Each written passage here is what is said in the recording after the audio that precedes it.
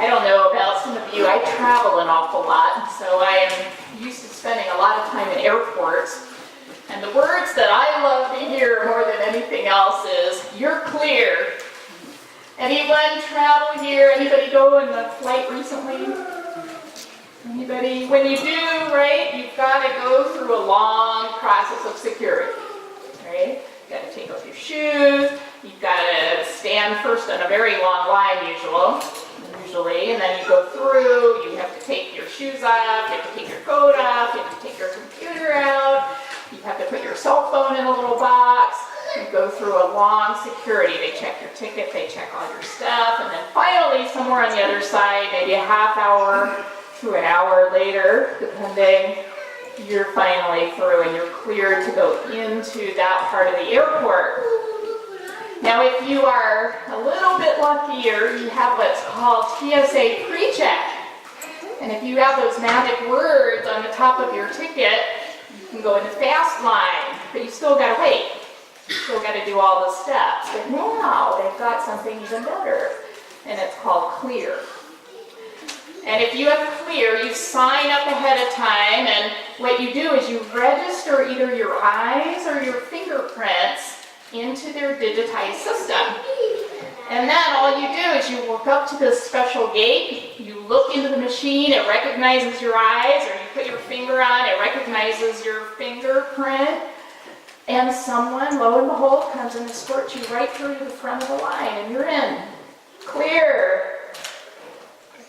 That's the kind of service I like at the airport, actually. And you have to go through a process to get that. You kind of have to have a relationship with that, but it's worth it, trust me. But I'm thinking about this week, and how many passwords do we have in life?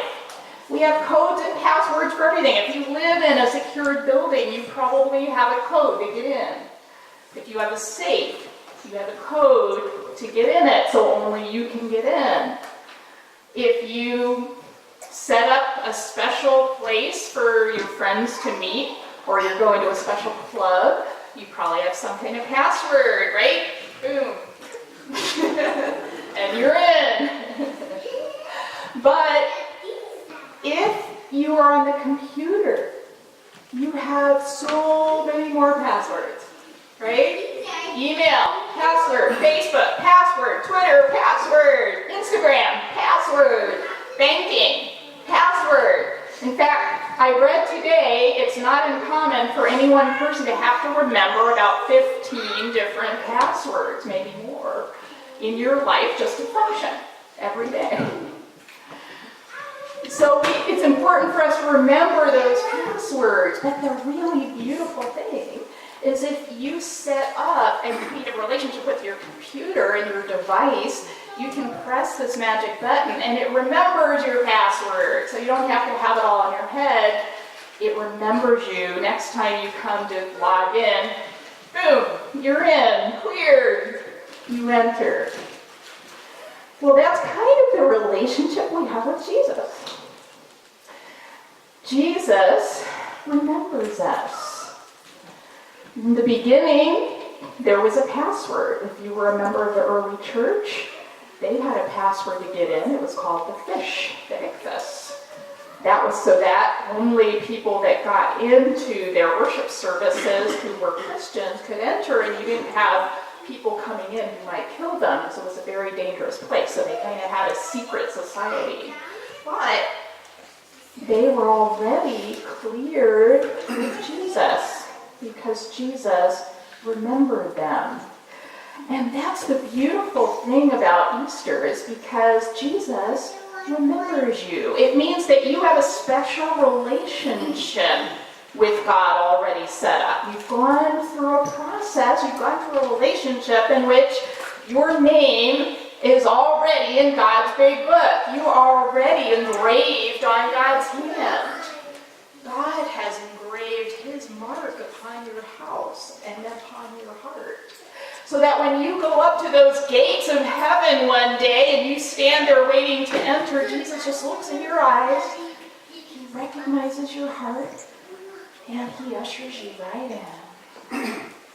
That is the beauty of resurrection life. And it's all about relationship. It's about having that special relationship with Jesus, and it puts a mark upon your heart. It changes you in a way that makes Jesus recognize you as one of his. He looks at you and he knows you. He said, that's one of my sheep. That's one of my disciples. Let him in. Let her in. That is the biggest gift of the resurrection.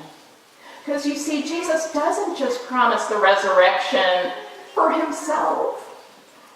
It's not just about Jesus rising from the grave. It's about Jesus clearing all of us for entry. So that when we get to that point in time, when we come to that gate of heaven, we are all clear. We don't have to do anything special. We don't have to follow any special rules. We don't have to have a special thing that we do or pull off. We don't have to stand in a line. And we know that because in Jesus' last hours, he was on that cross and he had a thief to his right and a thief to his left.